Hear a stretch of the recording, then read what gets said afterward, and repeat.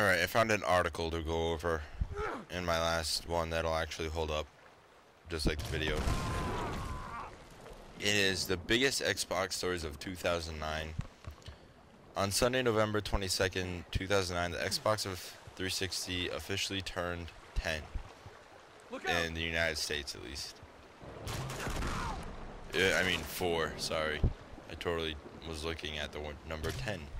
Somebody was probably like, what the fuck, don't turn 10? Well, when you listen into this voiceover for another 5 seconds, it'll be 4. So, there's the 5 biggest stories. Number 5, Xbox Live works. Alright. Tuesday, November 10th, 2009 was an important day for Xbox Live. When Call of Duty Modern Warfare 2 was released, everyone with a spare $60 rushed out, bought the game, and hopped on to Xbox Live and play. And nothing happened, while 2 million people played online at the same time, which was a record for Xbox Live. The system ran smoothly. Meanwhile, over in Sony land, trophies malfunctioned and PS3 multiplayer servers had to be shut down while everything was upgraded to meet a demand. That's not a cheap dig at Sony. Growing pains happened. In fact, a similar situation arose for Microsoft during the 2000-2008 holiday season, but the situation shows just how far ahead of Xbox Live is compared to the Sony network. Okay, so Xbox Live works, Sony's doesn't. Halo, number 4, Halo Explosion. We've grown accustomed to seeing a new Halo game every couple years, but 2009 represents a true turning point for the brand that defines, more than any other, the Xbox 360 console. This year we saw more Halo than ever before. Halo Wars, a real-time strategy game now shut down Ensemble Studios. Halo 3 ODST, an expansion turned explosion cranked out in record time by Bungie. Halo Waypoint, a new destination for the brand on Xbox Live, complete with meta achievement system created by Microsoft's newly formed 343 Industries. Halo Legends, a collection of anime shorts commissioned by Microsoft and made by Japan's most famous production houses, all gushed out of the Halo pipeline in 2009. Not content to leave it there, Microsoft and Bungie announced Halo Reach at E3 2009. Number 3, the Xbox 360 price drop.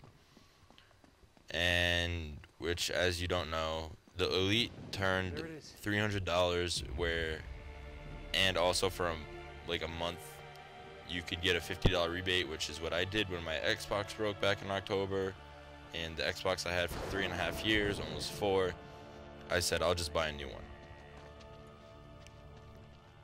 And the arcade is now $200, and the Pro model isn't even there anymore. So, yep. Number 2, global thermonuclear recession. It's no secret that the IGN editors became filthy rich speculating on real estate during the housing boom. Luckily, we all got out before the market crashed and moved into a giant penthouse suite together at the Four Seasons in downtown San Francisco. And obviously, I'm reading this off of IGN. But not everyone was so lucky.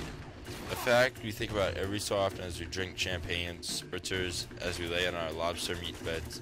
The video game industry was not immune from the recession, although it hadn't hit as hard as any other sectors of the economy. The impact on the Xbox 360 came mainly in the form of game delays. Many high anticipated titles and the third-party developers were pushed into 2010, settling the stage for a less than happy holiday season. Studio closures and also plagued the industry. Pandemic, Ensemble, Factor 5, and others folded as the industry struggled to weather the financial storm.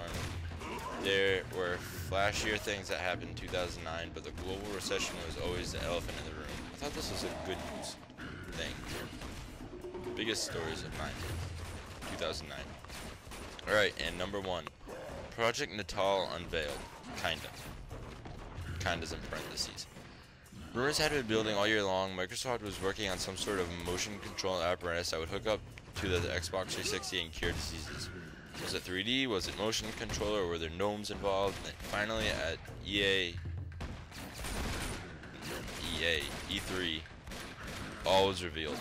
Project Natal was unveiled as an innovative new motion control scheme that takes the handheld controller out of gaming equation. Using highly sensitive cameras with Magix witch magics. I totally skipped a word and can't read.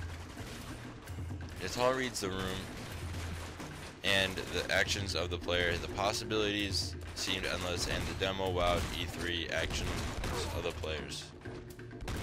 And the demo wowed E3 attendees. Jesus Christ, I cannot read tonight. There's still a split among gamers about how Natal will affect the industry. Will it revolutionize gaming? Will it turn the 360 into a Wii shovelware bucket? Could the answer lie shockingly in between? We won't find out until late next year, but there is no question that Natal is one of the biggest 360 stores the next year. So, I played iToy. That's about as far as what I own for motion controls is iToy for the PS2, and that kind of worked for shit. You had to have like 1,000 watts of light going off in your room, so I had to literally go downstairs and get like 4 different lamps and set them up around my room, along with everything I had in my room on. So I don't know how it's gonna work. I'm probably not gonna buy like an Xbox Live camera if that's required.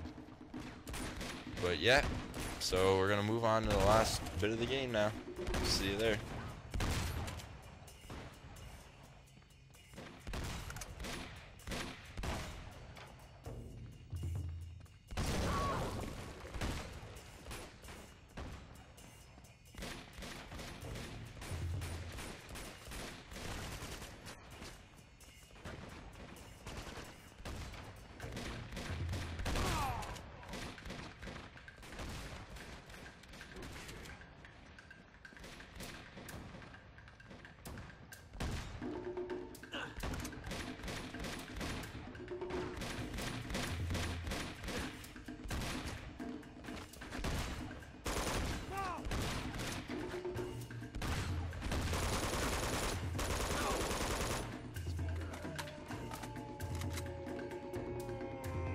Watch out for the guys with the slings!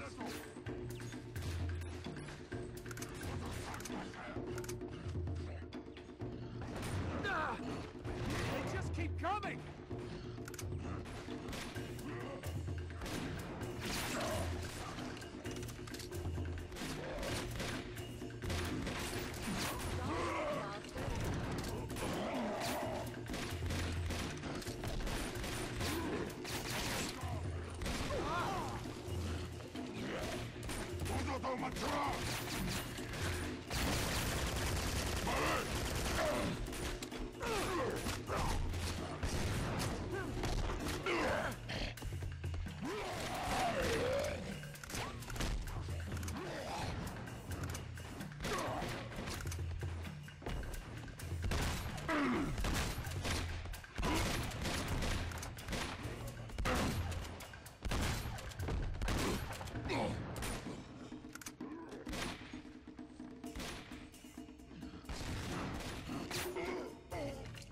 Okay, all clear.